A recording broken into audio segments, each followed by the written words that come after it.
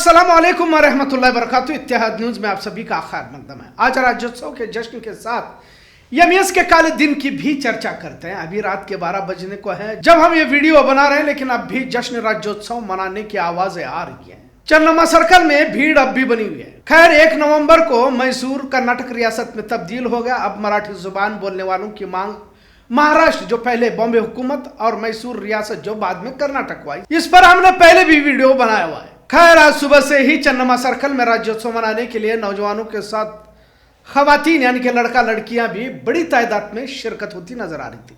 सुबह 11 बजे से अभी रात देर तक भी मुस्तकिल भीड़ देखी जा रही है। सड़कों के किनारे पानी, नाश्ता, चाय, गुटखा की दुकानों को सुबह से ही तैयार रखा देखा जा रहा था। लिहाजा राज्योत्सव के बहाने कुछ लोगों की रोजी रोटी भी आज के दिन चलते हुए देखने को मिली। और पिछले 3-4 साल से तो बेलगाम शहर में तकरीबन रास्ते लाल पीले परचम, मफलर, सरों पर टोपियां, पट्टियां बांधे लड़का लड़कियों की तादाद बढ़ती ही जा रही है। बहरहाल डीजे की नहुसत कम होने का नाम नहीं ले रही। ये भी एक लम्हे फिक्र है, क्योंकि जिस तेजी से आवाज आता रहता है ऐसा लगता है कि कान फट जाएंगे। लिहाजा इंतजामिया के ऐलान के बाद भी उस ऐलान को नजरअंदाज करते हुए बड़ा शोर शराबा डीजे का देखने को मिला। सरकारी तौर पर भी डिस्ट्रिक्ट ग्राउंड में राज्योत्सव मनाया गया, जिसमें जिले वजीर सतीश जारकिहोली, डीसी मोहम्मद रोशन, एमएलए आसिफ, राजू सेठ और भी दीगर जिम्मेदार शख्सियतों ने शिरकत फरमाई। स्कूली बच्चों ने परेड का मुजाहरा किया, जिसमें खासकर कैंटोनमेंट उर्दू स्कूल की जानिब से लड़कियों ने स्कार्फ पहनकर जो परेड किया और इस परेड का हिस्सा बनी रही, ये मंजर काफी दिलचस्प कह सकते हैं। बहरहाल दीगर सरगर्मियां भी रही, जिसमें महाराष्ट्र से कुछ लोग बेलगाम में काला दिन मनाने के लिए आ रहे थे, जिन्हें शिंदोली नाका के करीब रोका गया। आप स्क्रीन पर तस्वीरें देख सकते हैं। बहरहाल हर साल इसी तरह की तस्वीर तो नजर आती है, पर अब क्या इन्हें बेलगाम में आना था तो क्या यही एक रास्ता था जिसका ऐलान करके कर्नाटक में आने की कोशिश कर रहे थे? तमाम एक तरह की नौटंकी ही लगती है। अगर सही कहा जाए तो महाराष्ट्र की आवाम का या महाराष्ट्र की हुकूमत का बेलगाम के मराठी लोगों को लेकर दिलचस्पी नजर नहीं आती। एक तरह का पूरा ड्रामा ही लगता है, वरना रास्ते तो बहुत है, आ सकते हैं। शिंदोली नाके पर हिरासत में लेकर इन्हें छोड़ भी दिया, और पिछले साल भी देखा गया था। इससे पहले भी इस तरह की तस्वीर हमने 12 देखी। इसी तरह कन्नड़ तंजीमों के अफराद मराठी लोगों की रैली को रोकने के लिए जा रहे थे, तो इन्हें भी हिरासत में लिया गया, बाद में इन्हें भी छोड़ दिया गया। आज एक और बात को महसूस किया जा सकता है कि इस बार मराठी लोगों की तादाद में इजाफा देखने को मिला।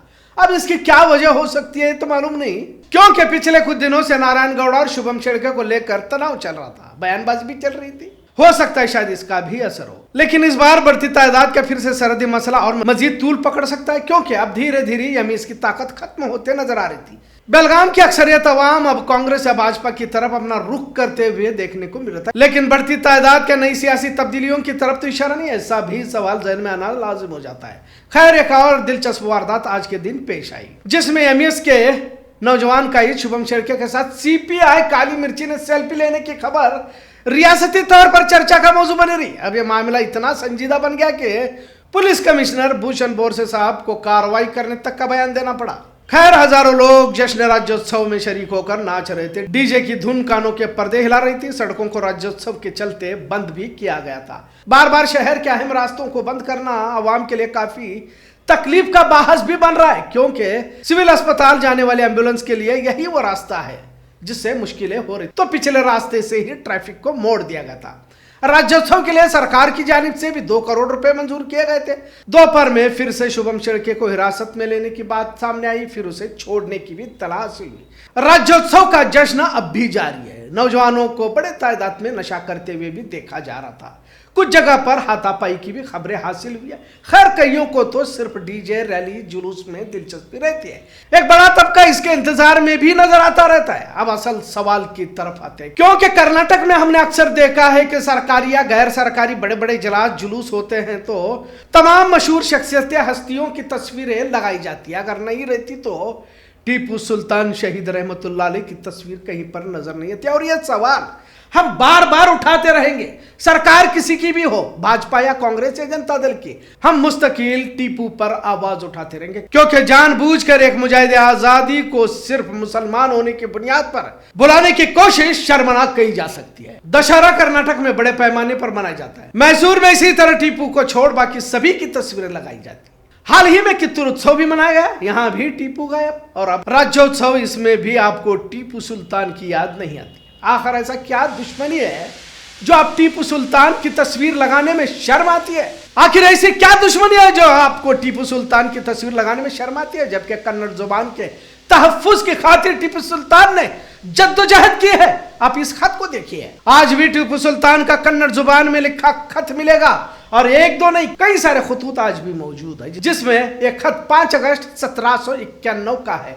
इस पर टीपू सुल्तान की मोहर भी है। चमकता हुआ सूरज की शुआएं बाघ के चमड़े की तरह नजर आ रही है, जिसमें अरबी में बिस्मिल्लाह यानी कि शुरू अल्लाह के नाम से लिखा हुआ है। नीचे कन्नड़ लिपि की घनी लाइनें हैं। कन्नड़ लफ्ज मुस्तकिल लिखे गए हैं, जिसमें फुल स्टॉप या कॉमा नहीं है, जिसकी वजह से पढ़ने में काफी दिक्कत, काफी मुश्किलें होती हैं। लेकिन उस वक्त इसी तरह की लिखाई चलती थी। कागज पुराना और हल्का पीला है, इंक थोड़ी फीकी पड़ चुकी है। कुल 11-12 लकीरें हैं जो कन्नड़ में लिखी हैं, और जो कन्नड़ में लिखे इसका मतलब मराठाओं ने तीसरे मैसूर एंग्लो जंग के दौरान चुंगरी मठ पर हमला कर नुकसान पहुंचाया था, उसकी मजम्मत टीपू सुल्तान कर रहे हैं। और इमदाद का ऐलान भी टीपू की सल्तनत खुदादाद की जानिब से किया गया है।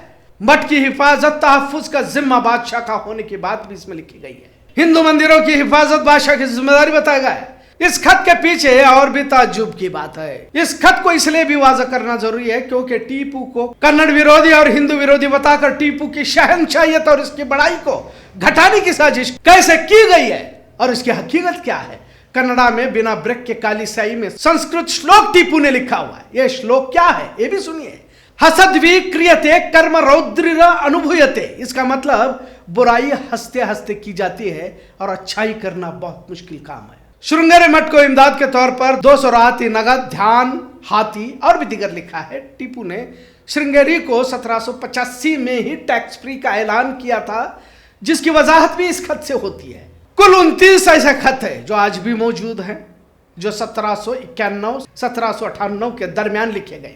आप कुछ खतों की तस्वीरें देख सकते हैं। इन तमाम बातों का जिक्र इसलिए क्योंकि किसी तरह बदनाम करके टीपू की अहमियत को घटाना और इतना बदनाम करना कि खुद अब मुसलमान भी टीपू पर बोलने से कतराने लगे हैं। कन्नड़ तंजीमों में बड़ी तादाद मुसलमानों की भी है और कुछ ने तो उर्दू की जगह पर कन्नड़ा बोर्ड लगाने का ऐलान भी किया है। हम इससे इनकार नहीं करते क्योंकि कर्नाटक में है तो कन्नड़ बोर्ड भी जरूरी है, और न लगाने पर तोड़ने फोड़ने की बात भी इन्होंने कही है। पर क्या इनमें टीपू पर खुलकर बात करने की हिम्मत है? और जब टीपू सुल्तान कन्नड़ जुबान के तहफ्फुज की खातिर जद्दोजहद और तहजीब को बचाने की कोशिश इनके दौरे हुकूमत में की है, तो फिर आज कन्नड़ विरोधी क्यों साबित किया जा रहा है? लिहाजा हमारी मांग यही है कि टीपू के नाम पर भी कोई उत्सव कर्नाटक में शुरू हो। जब भी रियासत कर्नाटक में कोई जश्न इजलास रखा जाए तो टीपू सुल्तान को नजरअंदाज न किया जाए। सिर्फ पूरे रियासत का नहीं, पूरे मुल्क का फक्र टीपू सुल्तान है और टीपू सुल्तान होना चाहिए था। लेकिन अब टीपू की तस्वीर लगाने में शर्म आ रही है। जिन्हें भी एतराज हो वह एतराज करते रहे, हमें कोई फर्क नहीं पड़ता, लेकिन हम टीपू को नहीं भूलने वाले। जब भी मौका मिलेगा टीपू पर जरूर बोलेंगे। तुम भुलाने की कोशिश करो, हम बार बार टीपू को याद करते रहेंगे, इतना जरूर। आज का मौजू कैसा लगा इस पर जरूर कमेंट करें। इत्तेहाद न्यूज़ देखने के लिए शुक्रिया। अल्लाह हाफिज।